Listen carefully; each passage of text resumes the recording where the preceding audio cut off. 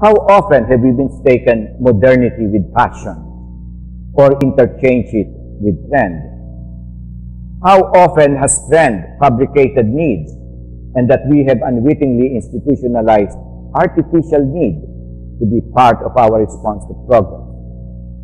In our desire to be in step with the rest of the universe, I am afraid that we will always find ourselves lagging behind.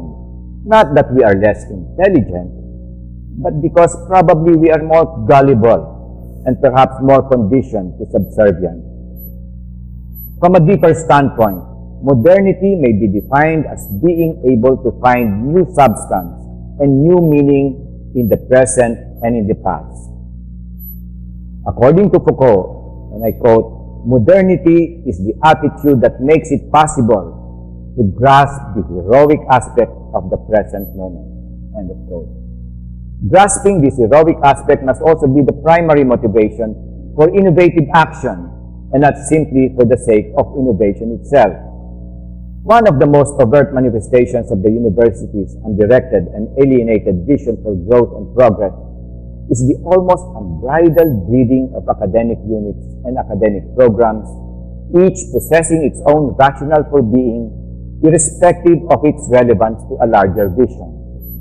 Through the years, the university tolerated, if not nurtured, the proliferation of compartmentalized knowledge, spawned more by territorial fiefdoms and academic fortressing, rather than induced by a greater and higher form of amalgamated strategy in discovering the cosmic nature of one's existence in time and space. It is only in UP where one finds at one time in one campus 3 different schools simultaneously offering 3 different programs in Philippine studies, 2 separate programs in music education, 2 units offering 2 dance programs, and a host of other individual areas of inquiry and learning that have been torn apart and threaded to satisfy disciplinal needs. In more recent decades, there also emerged a pervading sense of making UP a one-stop shop for learning, a kind of a department store where one could pick up any form of skill, from vocational training and professional education to higher intellectual competencies and academic mastery of science and philosophical inquiry. Early foreboding of this academic disarray may be seen in the call of Rafael Palma, 4th UP President, to be, quote, sensitive to the needs of the time and solve national problems, end of quote. The university's response to solving national problems came with the institution of new programs for more academic units and the closure of least essential departments. In one of his darkest pronouncements, Palma targeted the Conservatory of Music as a non-essential unit and according to Palma, could be closed without much harm to the cultural life and development of the country. Can you imagine that?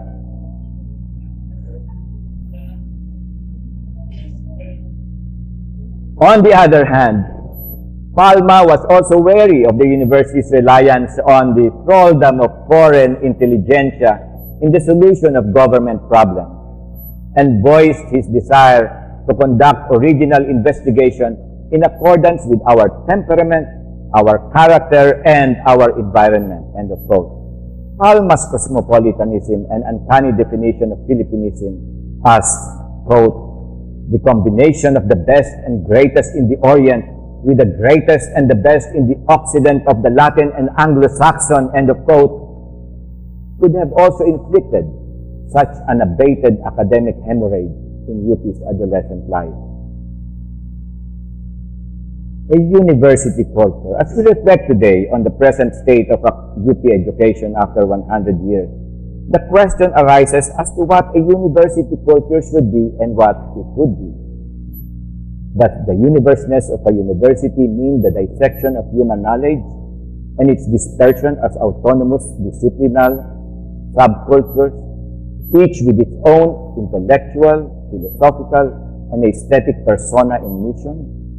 Or does universeness imply a collective of sub-knowledge that fit into a common epistemic grid, formed and defined by a distinct macro-cultural environment of a particular people in time and place.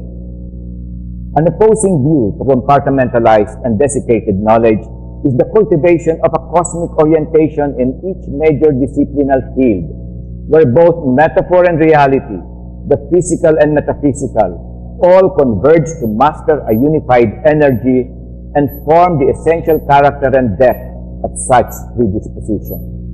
In such schema, each academic program serves as a microcosm of the university's macrocosmic essence, spirit, and culture, if you may, being sustained by the cosmic embodiment of knowledge and wisdom as a primordial condition to humanism and human functioning.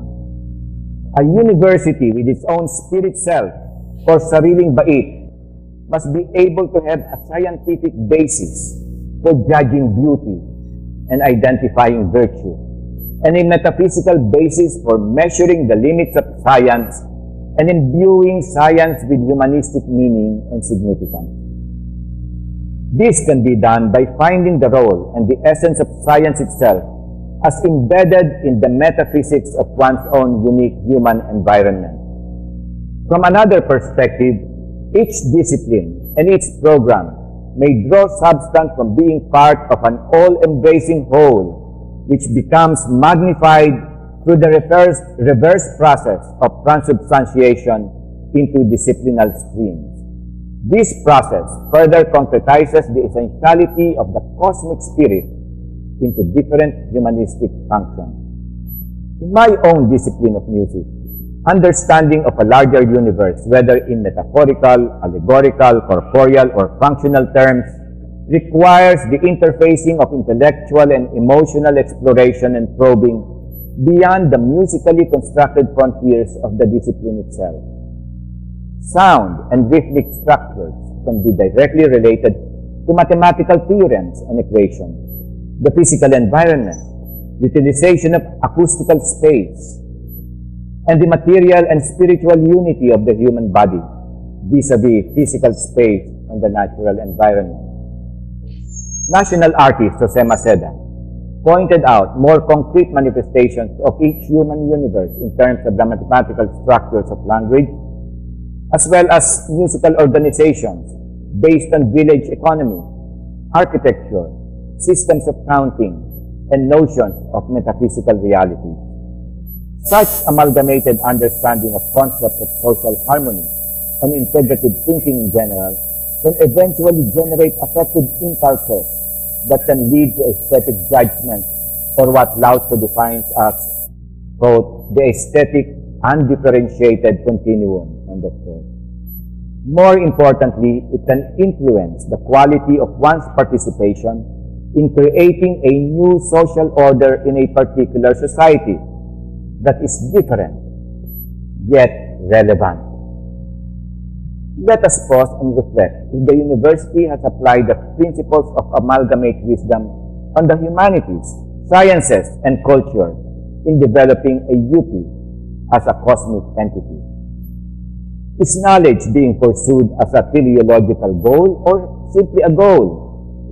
Instead of rewarding microscopic disciplinal achievements, shouldn't this amalgamate wisdom be the supreme criterion for academic excellence? Now let's talk of identity. Identity is not necessarily a subjective consciousness, but its being becomes immanent in the way things are defined in one's terms, the way reason and logic are shaped according to one's objective view of selfhood, shaped by one's history and culture, or traditions in humanism and moral values. Until today, UP seems to continue to look for such solutions to the ills of society by importing foreign organologies of social order and political governance, alien concepts of humanism and moral codes, all the isms and ideologies that sprouted after the Industrial Revolution and the Second World War, and trying to fit them to the historical crises that have befallen unimagined people called the Filipinos. We seem to enjoy self-flagellation by blindly embracing modernist issues of gender, poverty, third world discourse, notions of ownership, and meaningless legalist jargon, constructs that have been imposed on or inflicted on our consciousness and have beggared our dignity by a civilization that centers its whole effort on the id and a material view of the human world. This is further reinforced by a Christian morality that perpetuates a hierarchic relationship between man and its natural environment, that man is superior to the rest of living organisms. It is indeed lamentable that our self-image has been created for us by outsiders, and that we have continuously adopted terms of invasion, indiscriminately absorbing foreign and global concepts within one's own system of human perception and aesthetic sensibility. One must realize that a great part of our identity crisis is the result of how we have been pedigreed through time. On the other hand, modes of behavior and moral judgment in our local social environment is a mixture of conformative signals to what have been bequeathed to us by our colonial masters, ranging from the pages of Urbana at Felisa to the abstract tenets of liberal democracy and culturally undefined parameters of freedom and equality. And even as we talk of identity, how do we imagine and define self and the other? How do we define the otherness by which we measure excellence? Does UP really want to be identified by itself, a monolith in its own milieu, or identified with the people? When we say, UP, ang galing mo, doesn't it smack of elitism and exclusivity? In the process of dissociating from others, are we not alienating ourselves from the very field of humanity that UP is supposed to enrich and transform according to its own image? This sense of identity bespeaks, if not an indicator, of UP becoming a factory that manufactures new generations of principalias, an independent class of people of great social influence, distanced from the rest of society by power, influence, and prestige. It is indeed sad to realize that we are unwittingly furthering the evils of social stratification, of class and status consciousness, and monopoly of power, the very conditions that a UP education is supposed to mitigate and correct. But what is even more deplorable is that UP seems to have failed to teach its constituents how to use power and influence for a common good, an effective domain that can only be brought about by a culture of humanism and aesthetic judgment. Kung ang isang UP summa cum laude graduate ay bigyan ng isang malawak na lupain kasama ng kakayahan na pasiglain ito sa kasalukuyang panahon dito sa ating bayan, ano kaya sa tatlong bagay ang kanyang gagawin? Gagawin kaya niya itong isang golf course? O tatayuin niya ito ng mga condominium at mga shopping mall at lalagyan pa niya ng call center? O gagawin niya itong isang taniman ng palay at bigas at tataniman pa niya ito ng mga puno? Kung alam natin na ang UP ay may sariling bait, madaling-madali natin masasagot ang katanungan.